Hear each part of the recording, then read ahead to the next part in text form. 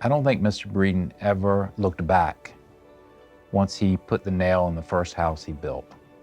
He never turned back and looked or second-guessed himself, and he moved forward and never stopped. I grew up in Richmond, Virginia, and there were two sections of Richmond. Well, the so-called the wealthy people were, and the average people, you might say, and I was in the average group. I had a great life, had a great family. Some people say, did you come from a wealthy family? I did. Wealthy, not in the sense of money, but my parents loved the children, and we had a good family. My first job was a paper boy. We collected on Fridays. If a homeowner didn't pay you that weekend, I didn't get paid. So it was the first lesson in running a business, really. My father always told me, he said, son, the only way you're gonna get anywhere in life is to be in business for yourself. And so today I tell people, they can do anything they want. It's how bad you want it. And I wanted it bad. One word that comes to mind when I think of Mr. Breeden is driven. Honorable, inspirational. Articulate, powerful, energetic, charming, good-looking. It's hard to sum somebody up like that in one word, you know. Tenacious is a very good word. Ray looks at everything differently. You know, there are things that he sees that we don't see.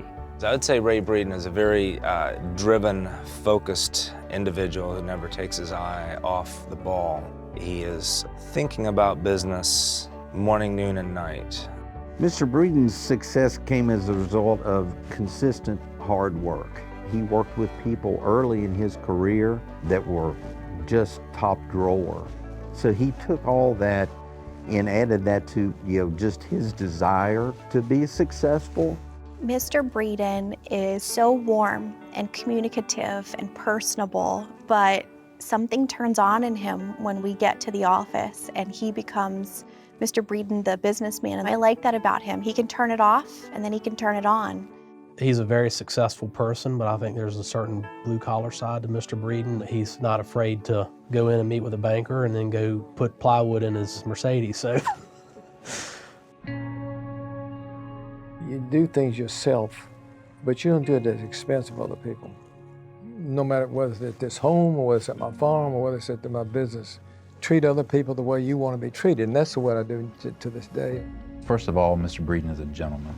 He instills a presence of quality, of class, dignity, and just overall compassion for other people. Ray Breeden is a compassionate man. My dad's focus outside of the business has been support for animals and not wanting to see them suffer.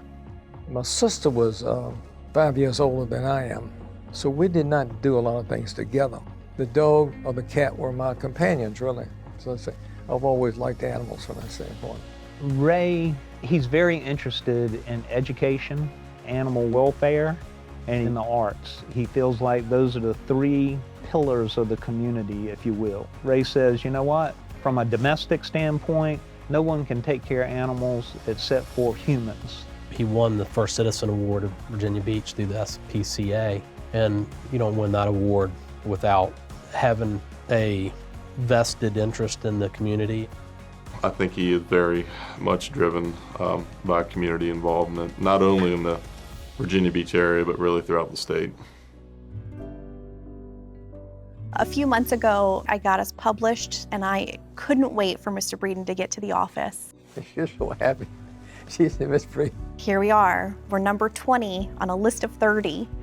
And he looked at me and gave me a smile, and I said, what? She said, you don't look too happy. I said, well, why aren't we number one? See the difference in thinking, wow, I want to be number one. Mr. Breeden set a standard 60 years ago when he started this business, and it was to be excellent in everything that he does and everything that we do. His passion for the business is, I would say, the same today, if not more, than it was when I walked through the door 30 years ago. He once told me, my idea of a vacation is sitting in my office behind my desk making deals. Now that might not be my idea of a vacation, but that's what it takes to have a company and see it succeed. You know, you hear the term all the time as a self-made person. Ray came out and had a vision of what he could do, and he has done it. He just keeps going, and it's so fun because his enthusiasm is infectious and keeps us all going too. I've always believed in controlling your own destiny. I really have. I don't want somebody doing it for me. I want to do it myself. That's my challenge.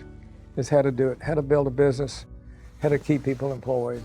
And I don't think about it. I don't measure me by success. I really don't. I just keep doing what I do. I could have retired 40 years ago, 30 years ago. I just enjoy it. It's my hobby.